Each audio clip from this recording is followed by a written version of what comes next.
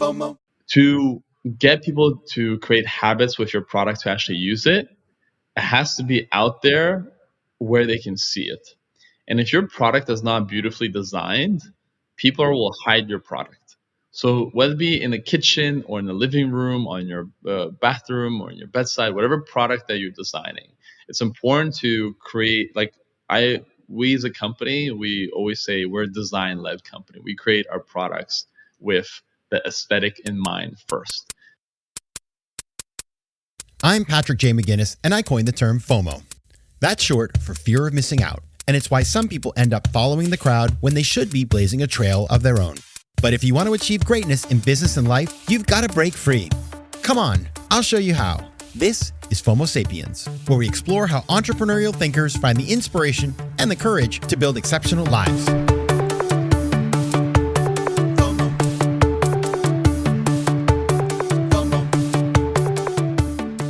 Welcome to another episode of FOMO Sapiens, the show for entrepreneurial thinkers. I'm your host, Patrick J. McGinnis, and today we're talking to Alex Ikonn, co-founder of Intelligent Change.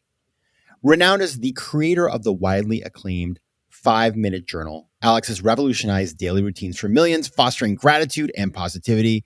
With over 2 million copies sold globally, the 5-Minute Journal has attracted a devoted following, including celebrities such as Emma Watson, who I love, Lily Collins, and Tim Ferriss.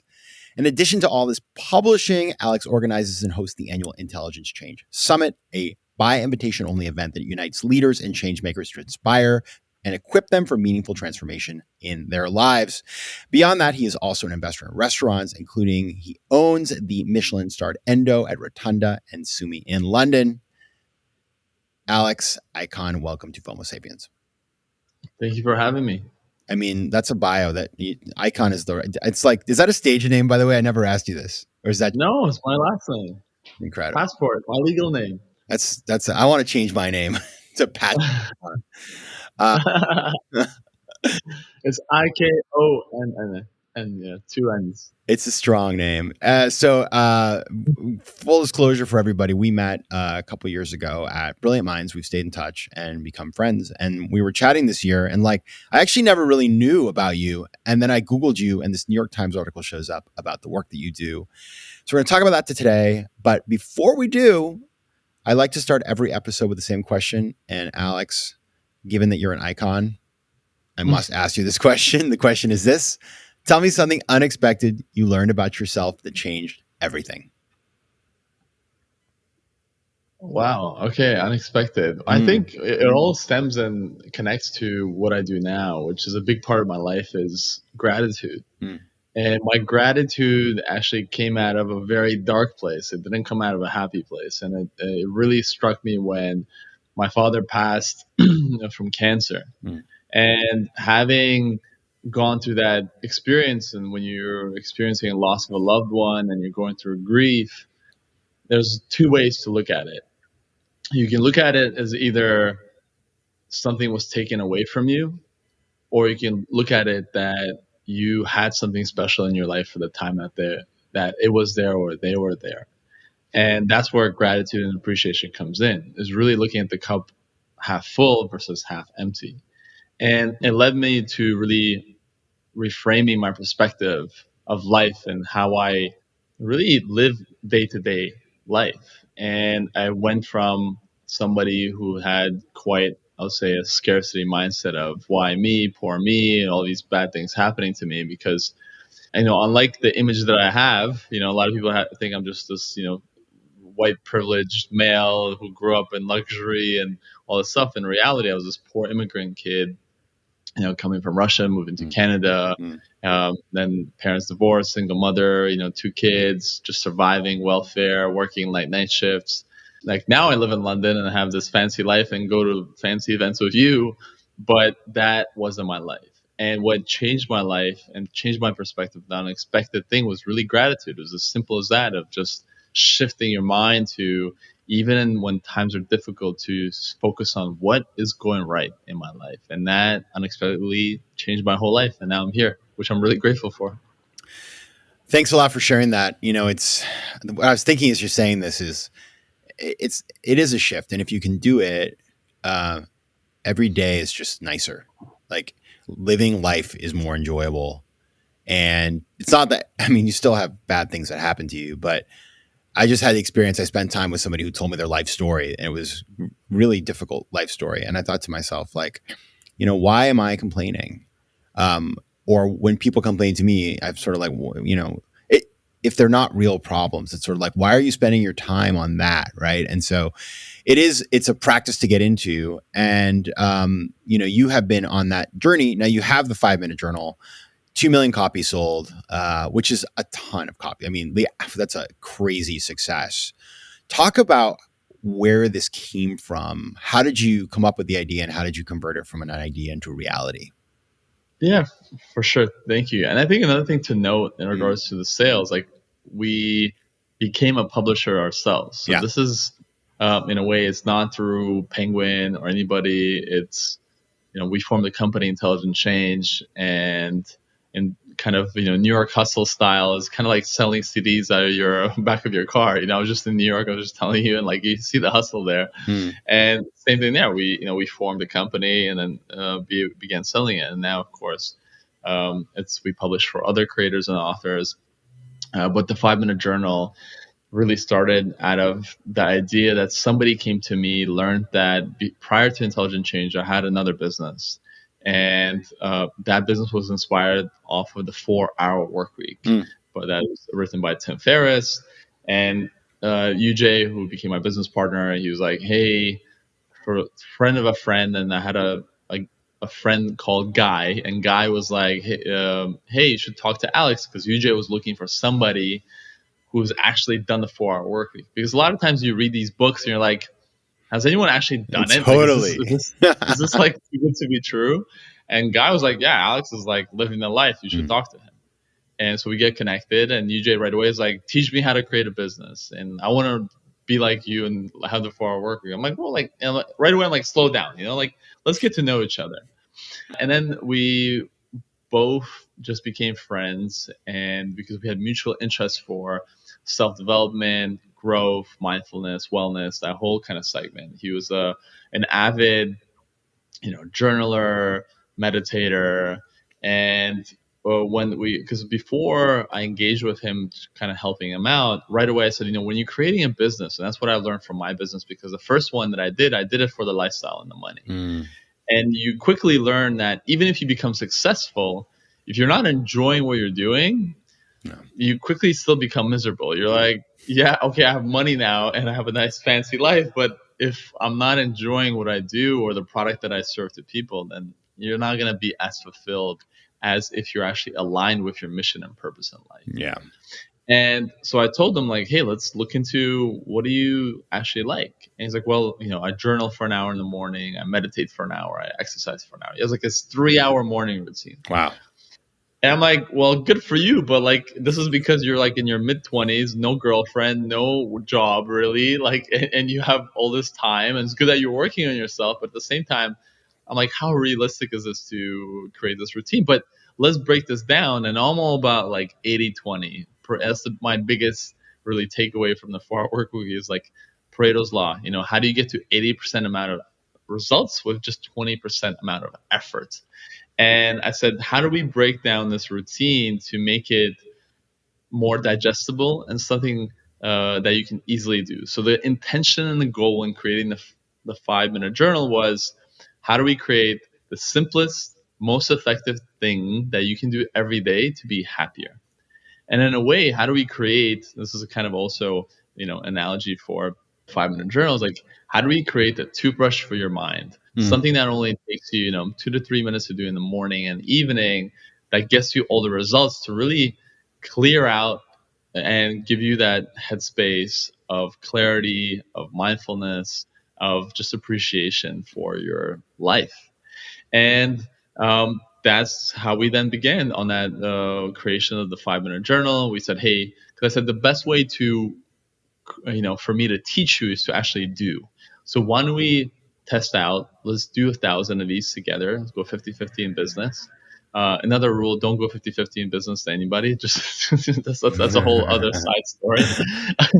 but, but like let's do it. And the way I'll teach you is by actually doing it. Meaning, I know how to process, I know how to manufacture products, I know how to also put them into 3PL, e-commerce, all that stuff. So we'll do that, but you kind of action it, and I'll work on the product in terms of design, ideation, because that's the things that I really enjoy. And back then, there wasn't really a guided journal. There wasn't such thing, because the way I felt, there was all these books talking about the things that you should do to create, joy and happiness in your life. It's like, be grateful and practice and journal. But you're like, if you have a blank page, it's quite overwhelming. You're like, how do I do this? And I really believe that guiding people, and like I would want a simple guide on like, what questions do I answer and how do I do this in a simple way. So it's really solving my own kind of problem of not wanting to have a 3-hour morning routine, and just having something very simple and applicable that I can do in my life, that it's not going to be too hard, but it's going to create that and foster that change in my life on a daily basis. FOMO. So is that what the secret is? I mean, is this why this thing took off? Is that you're giving people, I mean, the way I think about it, people always talk about journaling, and it's like an abstract concept. It's like meditation in that way. People say, "Oh, meditation, so great for you." But for the vast majority of people, it feels it can feel like abstract, or like you're just like, well, I don't know if I'm doing it right, or you start doing it and you're like, this feels kind of weird, or there's like so it can be very intimidating.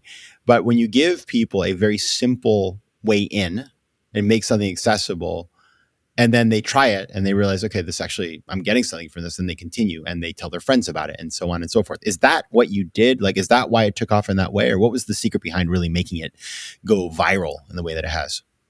Yeah, I think, with so many things, it's easy to say in hindsight, this isn't whatever is perfectly designed. There's always the idea of timing. I think timing is very important, of putting out something to the market where something like that didn't exist and people want it. As I said, I wanted a solution like this, but it didn't exist, so I created it. And that's why I always encourage people to look out for what are the problems that you have in your life and how can you create solutions for it.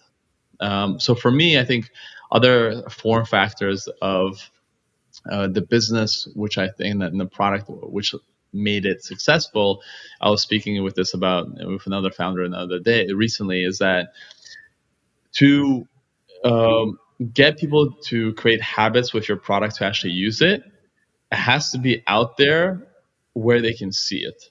And if your product is not beautifully designed, people will hide your product.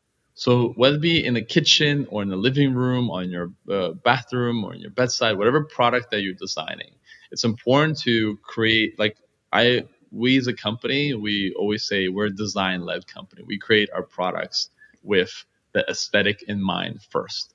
We do believe that people will judge the book by its cover, and people buy books, especially now, because of its cover. And so very early, we were able to really hit on that kind of minimalist, neutral, I believe, trend before it really hit on.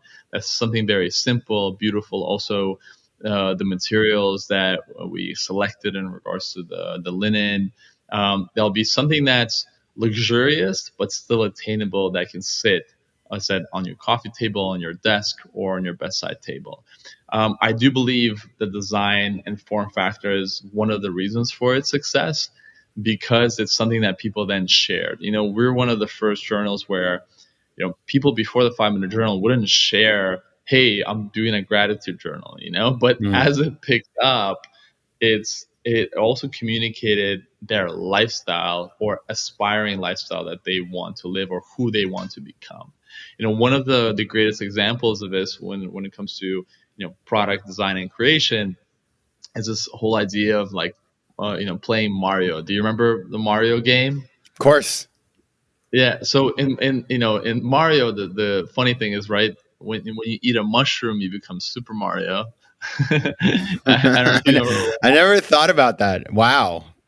So propaganda for the psilocybin industry. yeah, back in the day, back in the 80s or 90s, whatever it was. Anyway, so once Mario eats a mushroom, it becomes Super Mario. He just has these superpowers. So, but the way why I'm drawing this example in regards to when you're designing your product is that a lot of people focus really on the features of the product. Yeah. Nobody cares about the features of the product. What people care about is becoming Super Mario, right? Your product is the mushroom that's going to make people become a better version of themselves. So for us, it was really that element of focus of as well of that just with a simple practice, you'll be able to self-actualize yourself as a human and become something that you're trying to aspire to become, calmer, someone that really is positive and lives life to the fullest. And so one of those, like, kind of think intentional design form factors, and of course, most importantly, simplicity. That's something that you can do. I think has been one of the factors that led to its success. And of course, it helped. Tim Ferriss was one of the first, people that we gifted it to personally, and then he became Tim Ferriss. So and he genuinely liked the product. And we had a lot of people who then became our first, 1,000 true fans who then spread it. And luckily for us, a lot of them were quite influential. But it got around, I think, in these circles of highly successful people, because same thing as I touched on before, is that many of them struggle with this idea of, like, crap, I have everything in my life and I'm still not happy and I'm feeling crap. Like, what is going on? Yeah. And one of those form factors that they're just simply not practicing this simple practice as how we started this podcast of just gratitude and appreciation and stopping to becoming aware of what you actually do have in your life. Because if you can't appreciate what you have at any stage in your life, you'll never be happy. You can keep climbing and keep climbing, keep getting all the stuff. However, if you're not appreciating and feeling grateful, then it's all there for nothing. FOMO. Yeah, I mean the surest way to be unhappy is to have really high expectations that are unattained or unrealistic or whatever, and then focus on the fact you haven't reached them yet. Meanwhile, you have many good things around you that you are completely ignoring. And then, people always come to that point where they realize it often too late. It's like, wow, then something bad happens. They're like, I never appreciated all the good things. So if you can kind of switch around and do that, it can be very powerful. Alex, I'd love to hear from you. Like, you have all these people are using it. I'm sure you hear stories about people who have, used the journal and have had an impact on their lives. So like, what for people who are saying themselves like, this sounds nice, but like, show me the money. What would be a story that sort of illustrates what can happen when somebody does this? Yeah, well, I think the ones that come to mind is, so we as a company in our weekly meetings usually have our customer support. Patricia's part of it, and she shares usually one of these kind of stories from our customers just to help us connect with real people who use our product and gain benefits from it. And the stories that really stick out is the stories, really the dark ones of when people are going through grief, or they potentially are at a place where they're like, life is meaningless and what the hell am I doing this? They're like really dark kind of thoughts. And then having them kind of discover this, or have a friend recommend it or gift it to them, and start using it, the simple practice of gratitude, all of a sudden being like, oh, like, I like all of a sudden I start seeing color. Because I think a lot of times when you're depressed, or you're going through these things, and at the same time you want to, of course, always check with your professional, because some things are chemical. You may have to get professional help. However, a lot of times in those states, it can get very black and white, meaning that you don't see the possibility of even things going well. And a lot of times it's because over time, if you keep focusing, as you said before, of not being enough or not having enough, you'll start creating those neural pathways and that will keep feeding you that things. But the beautiful thing is, this is all based on the scientific term called RAS, reticular activating system. There's a part of our brain that what you feed it is basically, it's like a navigation system. It will all of a sudden bring it up to you. So now that you heard about the 5 minute journal, you maybe never heard about it before. Now all of a sudden you'll start seeing TikToks about it, or Instagram, or your friend's gonna tell you about it. You're gonna go in Barnes and Noble. You're like, oh, actually, oh, this is the 5 minute journal thing. Even though before you were never aware of it. But the moment you become aware of something, or the moment you draw attention to something, your brain will start feeding it. And what many of us do is, over time, the good or the bad, if you start drawing your attention to something negative and you get in that pattern, then it'll just kind of take you in that pattern. The same way the TikTok or the Instagram algorithm works, our brain is very similar, meaning it will keep feeding you what you keep clicking on. So be careful what you kind of click on and what you draw attention to and the thoughts that you have. So for me, obviously, those stories is when people are able to reverse those paths, and come, with usage, be like, I fully did the 5 minute journal. And that's what I always tell people, is that if you commit to doing it for, going through one of them, which is about 6 months. And then what I always tell people, like, you don't have to get the 5 minute journal. It's like, you can get $1 notebook, and every day, write in there just 3 things that you're grateful for. With time, you're going to rewire your brain to start recognizing and seeing things to appreciate. And many people, one of the biggest critical feedback that we received at the beginning is like, it's the same prompt every day. like why? That is a scarcity mindset, by the way. That, like, if you're coming in with that. Yeah, like why would I do the same prompt every day? But the whole point of it is the same like brushing your teeth. Yeah. You don't reinvent and remake style. Oh my goodness. You do it the same way most of the time, because you just gotta do the strokes to clean out the stuff, and the same thing with our mind. It's a little reminder just to have you feed that reticular activating system with the things that you want to kind of appreciate and focus on in your life. So those stories really of, as in my own story of, going through a place of, not having hope, not having really at all, and then being able to transform and all of a sudden start appreciating, start seeing colors, and then start enjoying life. Because anybody who knows me knows that I don't complain, and I really appreciate the things that are in my life. And that, I think, this mindset has allowed me to build the life that I have. And it doesn't mean it's all perfect, I've also had some fairly challenging things go on in my life in the last year or two.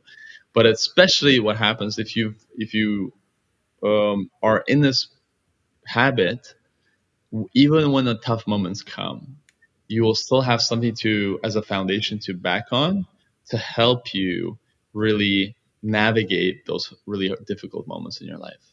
You ever seen The Karate Kid, Alex? Maybe like back in the day. Yeah, back in the day, in the 80s. You remember Daniel wax on, wax off? Yes.